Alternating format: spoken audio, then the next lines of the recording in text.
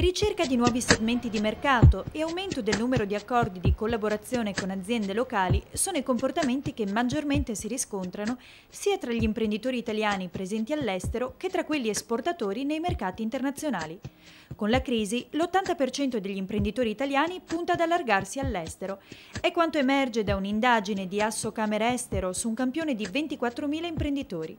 La Regione Veneto da tempo sta lavorando per affiancare le imprese locali nell'internazionalizzazione.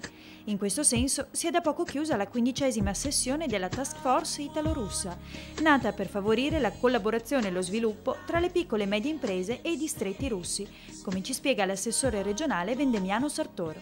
La Task Force, che è la 15ª della programmazione, ha prodotto dei risultati ottimi, direi, perché prima di tutto c'è stata una forte partecipazione, sono stati fatti circa 250 contatti, quindi non poca cosa, perché ricordo che c'è una parte istituzionale ma c'è soprattutto una parte operativa, 5 tavoli di coordinamento, quindi una parte molto efficace. Sono stati firmati degli accordi per quanto riguarda la parte che interessa il Veneto. Anche il presidente Galan mette in evidenza gli ottimi risultati ottenuti in anni di lavoro.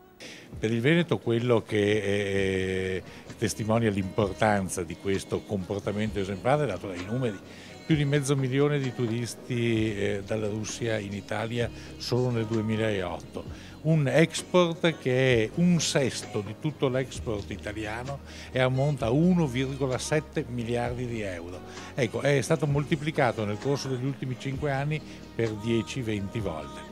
Ad offrire particolari opportunità è indubbiamente l'innovazione. Ai nostri microfoni l'assessore Sartoro.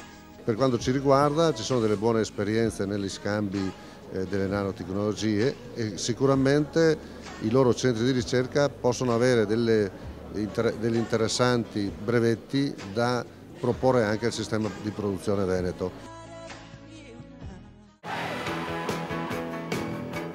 Ed eccoci alla conclusione di questa seconda parte di Cronache Trevigiane. Ci accingiamo a lasciare Mirano, ma prima abbiamo voluto incontrare l'assessore all'agricoltura della provincia di Venezia, Massimiliano Malaspina, perché a Venezia l'agricoltura è importante. Quali sono le prospettive future dell'agricoltura in provincia di Venezia, partendo proprio da eventi come questi? Bisogna cominciare a sfruttare l'agricoltura anche dal punto di vista turistico e di quello l'indotto che può portare questa nostra tradizione, perché poi l'agricoltura è la cultura del territorio, no? Dunque la cultura ci ha lasciato sul territorio tanti beni importanti che sono cascine, ville, che una volta venivano usati come granai, come luoghi di deposito da parte della vecchia Serenissima. Il riutilizzo di questi beni può creare un indotto che oggi è inimmaginabile. Bisogna fare sinergia tra le parti e non pensare più ognuno al proprio piccolo orticello che non porta da nessuna parte. Ecco, in questo gioco delle parti la provincia che ruolo può avere in futuro? La provincia ha il ruolo di coordinatore, come il ruolo che le spetta, perché la provincia di per sé non è che può legiferare chissà quali cose, la provincia è il collante tra la parte regionale e il comune stesso che magari non arriva, dunque è la via di mezzo che permette al cittadino di avere vicina un'istituzione che non è il comune, non è la regione, però è quella che mette assieme i tavoli e che poi porta al risultato finale. Quindi noi ringraziamo l'assessore Malaspina, l'importante quindi è saper astrarre, promuovere il territorio, ma saper guardare molto più in là dai propri confini per una logica d'insieme che sappia sfondare, diciamo così, i mercati. Nell'unione sta la forza, era un vecchio detto. Cronache Trevigiane si chiude qui, appuntamento alla prossima settimana con tantissime novità dalla Marca, ma non solo.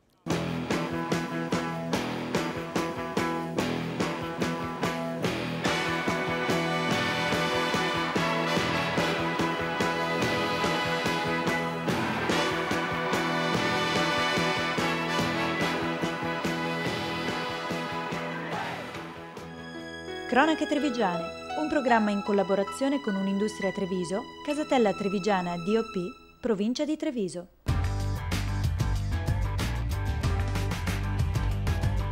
Z Group, Communication by Image.